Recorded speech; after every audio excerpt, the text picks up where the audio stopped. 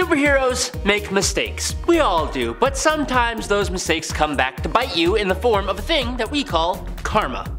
I'm Adam Andrews, and today on Top 10 Nerd, we're counting down the top 10 superheroes who got instant karma. Number 10, Cyborg. In Injustice Gods Among Us number 15, Cyborg, Wonder Woman, and Superman go to Arkham Asylum to move its prisoners to Superman's quote-unquote secure facility. Cyborg takes control of the asylum security and begins opening cell doors for the Flash to whisk away the prisoners inside. Now when he is about to open the Riddler's cell, Batman gives him a little warning not to, which Cyborg ignores. All it takes is one button on Batman's utility belt and Cyborg's systems go haywire. He falls to the ground writhing in pain until Nightwing steps in and presses the button again. Turns out that after Cyborg checks the date of the virus that caused this, Batman had uploaded the virus the very first day the two met, and he's had it the whole time, and that's what Cyborg gets for allying with Superman. Number 9, Namor. Iron Man and Namor the Submariner have always had a pretty tense relationship, both having massive egos.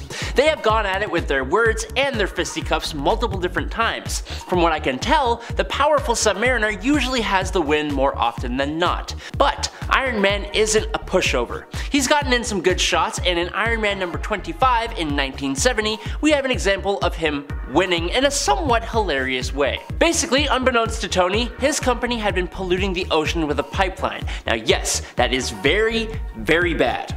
But if you just go and talk to Tony, I'm sure that he'd fix the issue, no problem. But no, that is not the Submariner's way. Instead, he attacks, destroying the pipeline and then attacking the building that it's connected to. Now to subdue Namor, Tony uses the heating coils of his suit to evaporate all the water in Namor's body, basically rendering him powerless, and then he ties him up to an under construction tower using metal beams. It's kind of hilarious looking, and I do feel like Namor could easily slip out of that, like with just gravity, but it certainly teaches Namor a lesson in jumping to aggression instead of just trying to talk it out. Number 8, Batman who laughs. Even when Batman wins, he kinda loses. In an alternate universe where Batman actually takes the life of the Joker gets the final laugh when a toxin is released that turns Batman into an evil Joker version of himself. All the insanity of the Joker matched with all the intelligence of Bruce Wayne. The Batman who laughs becomes a huge threat to the entire DC universe. He has a bunch of hounds like evil Joker Toxin Robins on chains. He's absolutely nuts. It's just so fitting that when Batman is actually pushed to the point of finally taking someone's life, specifically the Joker pulls one last joke where he still ends up winning. Number 7, Peter Parker. When Peter Parker and Miles Morales met for the first time when Peter was teleported to Miles' universe, the Ultimate Universe, I don't know why Peter's first decision was to attack Mr. Morales. He's had clones of himself before, and he's also been to other alternate universes. But hey, that's what he did, and it was 110% a mistake. As fans of Miles know, he is extremely capable, and he also has a unique Spider-Man power set. He used his Venom sting to paralyze Peter while jumping over him, and then went invisible and got Peter with a sneak attack kick to the face. It doesn't stop there though. After Peter demasked Miles, he got a nice electric shock that knocked him out cold. For an 11-year-old kid, Miles gave the experienced Peter Parker quite the beating. Number 6, Wolverine. In Amazing Spider-Man issue number 522, Peter is awoken with a call about a newspaper article claiming that Mary Jane has a little entanglement, in the words of Jada Pinkett Smith, with Tony Stark. It's obviously not true and actually is set up by a villain, but that's not the point. Peter gets out of his bed, pretty peeved, in Stark Tower, and he goes looking for his wife. Now along the way he runs into Wolverine in a room with a very, very nice high up view of the city. Now Logan decides to be a big old pain in the butt and starts going on about how Mary Jane messed up big time, and after a warning from Peter to stop, which he should have done, he decides to comment on her lack of brains. That stupid little comment gets him thrown through unbreakable glass down to the street below. Number 5, the Punisher. In Punisher / Batman Deadly Nights, there is a very short-lived confrontation between the two heroes when Batman stops Punisher from taking the life of the Joker, which, as we know, goes against Batman's ideologies. He interrupts the Punisher, coming in between him and his iron and telling the Joker to run the heck out of there, because he probably should. In his frustration, Punisher drops his weapon and gets one mean punch in across Batman's face. Just the one though, because Batman lets him know that he will only allow that one. Seeing as how the Punisher probably thinks Bruce deserves it, it gets really embarrassing when Mr. Castle goes for a second swing. Batman redirects the punch in one move, sending the Punisher face first into a pile of boxes stacked up against a brick wall. When Batman tells you you only get one punch, you best believe him. Number 4, Guy Gardner. We're back with Batman again, and Batman has never really gotten along with Green Lanterns. I can't really tell you why that is because I don't actually know, so if you do know, share with us in the comments down below. But what I do know is that of all the Green Lanterns, Guy Gardner is known to be just the most unlikable. He's boisterous, cocky, a big old meathead, and he's got a stupid haircut. At first, Batman and Guy's rivalry was a bit of a joke, but then it pretty quickly changed to the point that only one hero was left as a joke. In 1987, we were given the Justice League International that had an awesome team of heroes including Shazam, Black Canary, Dr. Fate, Blue Beetle, Martian Manhunter, among others, with Batman as their appointed leader. Now, most people would agree that Batman is a more than qualified leader for a team like this, but one person who didn't take too kindly to Batman's leadership position and even wanted the role for himself was Mr. Guy Gardner. After going on a big old rant and Batman calling Gardner a mongrel, the Lantern takes off his ring and decides to challenge the Dark Knight to a battle of fisticuffs. One punch later, and the Lantern became the biggest laughingstock of the superhero community. Even Superman finds it funny, and that's harsh. Number 3, Iron Man.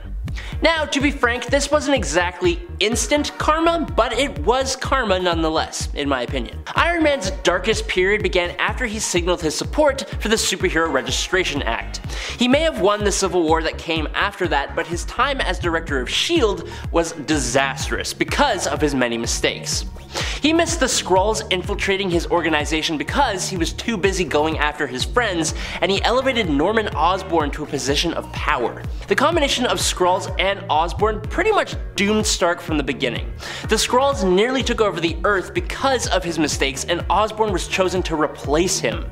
Stark was bad for his friends, but Osborn was way worse for everyone, and these disasters all sprang from Iron Man's own mistakes. Number 2, the Illuminati. Pretty quickly after the Illuminati's formation, the Avengers found themselves caught between the warring Skrull and Kree empires. Now, that's not exactly a conflict you want to involve yourself in if you can help it. But alas, the Illuminati are way less intelligent than you might expect. When the dust settled, the members of the Illuminati wanted to send a message directly to the Skrulls along the lines of, "Leave and never come back because we are super strong and will destroy you." And how did they deliver that message? In the form of a small little raid on the already defeated Skrulls on their throne world. And what do you know? It didn't go as smoothly as planned. They were pretty promptly captured, studied, and experimented on by the shape-changing Skrulls. It seems like there is a negative to going behind the backs of all your insanely powerful friends and doing incredibly shady stuff without telling anyone.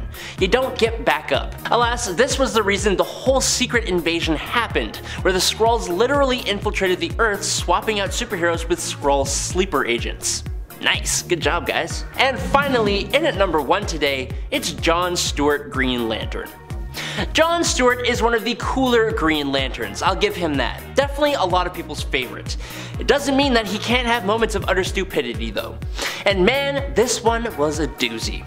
Okay, so basically in Cosmic Odyssey Volume 1, Number 2, John Stewart and John Johns, Martian Manhunter, or John Jones, however you want to say it, are sent to a planet called Xanshi, where the anti-life aspect had set a plague among its inhabitants. After Stewart easily makes a cure for the virus in like 2 panels, the pair fly off to an Arctic weather station because of the amount of energy it is sapping. They travel all the way to the station with Stewart constantly underestimating the aspect and the things it has been throwing at the two heroes. He's actually kind of a huge jerk about it, honestly, acting like it's all nothing to the power of a Green Lantern.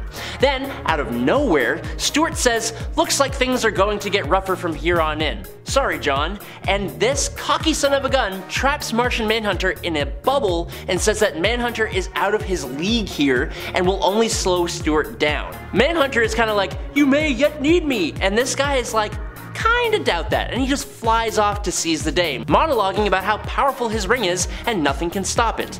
Turns out, the Aspect had actually set up a massive world-destroying device, and you know what else? He painted the whole thing yellow.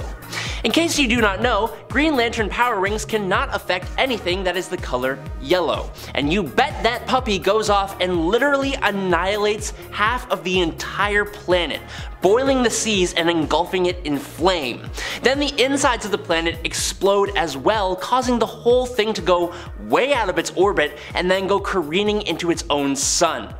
Look, I've messed up before. A lot of heroes have messed up before, but not a lot of those heroes have messed up like this, destroying an entire planet and solar system. Good golly.